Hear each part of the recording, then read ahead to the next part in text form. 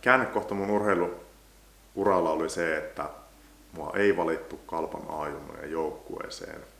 Ja nyt jälkikäteen ajateltuna se oli todella hyvä juttu, koska sen jälkeen mä en kokenut sitä urheilua tai urheilun ehdoilla tekemistä enää minä taakkana, vaan mä pystyin sitten ikään kuin vähän vapaammin, myös tiedostamatta niin kuin vähän vapaammin sitten niin kuin viemään niitä muita itselle tärkeitä asioita eteenpäin, muun muassa opintojen saralla.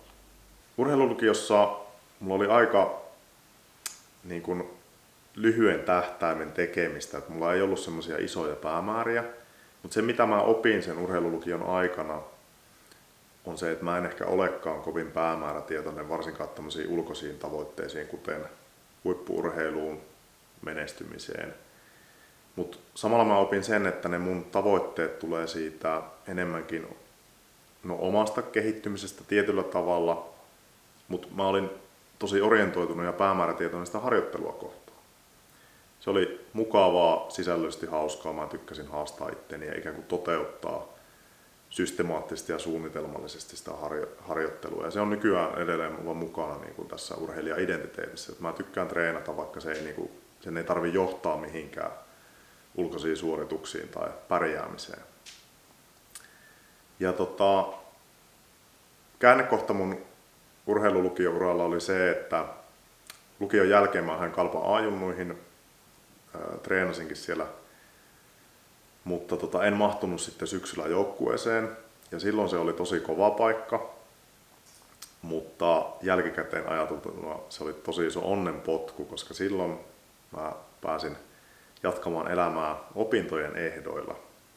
Voisi jopa tylysti sanoa, että se urheilu ei ollut sit taakka siinä, että mä olisin jotenkin pitänyt niin kuin väkisin mennä sen ehdoilla. Ja jälkikäteen se oli todellakin onnenpotku mun uran kannalta, että pääsin tekemään niin kuin sitten semmoisia opintoja, mitkä mua sillä hetkellä ehkä kuitenkin eniten kiinnosti, ja siitä on tullut mulle tosi tärkeä niin kuin identiteetti myös sitten uralle. Ehkä semmoinen vinkki tai ohjenuora, mitä mä nyt voisin omalta kohdaltani antaa sitten urheilulukiolaiselle, niin on se, että miettiä itselle merkityksellisiä asioita, ei pelkästään jotain tiettyä ammattia, että sä nykyään enää missään ammatissa niin kuin koko ikäis ole, vaan sä kehität ittees, edistät itselle tärkeitä asioita tai itsestä tärkeältä tuntuvia asioita. Ja se ehkä kannattaa ennemminkin pitää niin kuin ohjenuorana kuin pelkästään joku urheilumenestys tai joku tietty ammatti tai opiskelupaikka. Että elämässä kerkee tehdä monenlaista ja se urheiluura tai urheilulukio on hyvä ponnistuslauta, mutta se on vasta niin kuin eka steppiä. Niitä askeleita kerkee ottaa monta kyllä siinä työurankin aikana. No harrastaminen nykyään niin ei ole pelkästään tavoitteellista lätkänpeluuta todellakaan. Ja se aika nopeasti kävi mulle selville, että se ei ole se ainoa juttu. Mä harrastan nykyään monia lajeja monipuolisesti ja paljon itsekseni tykkään niin kuin tehdä kestävyyssuorituksia ja tykkään treenata kovaa. Se on jäänyt mulle siitä niin kuin lätkäurasta ja urheilulukiosta niin kuin tavallaan työkalupakkiin.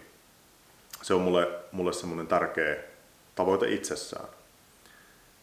Mutta tykkään pelata harrasteporukoissa lätkää ja tykkään kun siellä pärjään, mutta vielä tärkeämpää on tavallaan tehdä liikuntaa, joka tuntuu itsestä hyvältä. Ja mulla on tavoite esimerkiksi puolimaratoniin liittyen, eli kyllä mulla semmoista tavoitteellisuutta on, mutta se on ehkä ennemminkin vaan semmoinen yksi osa sitä niin kuin kovaa treenaamisessa.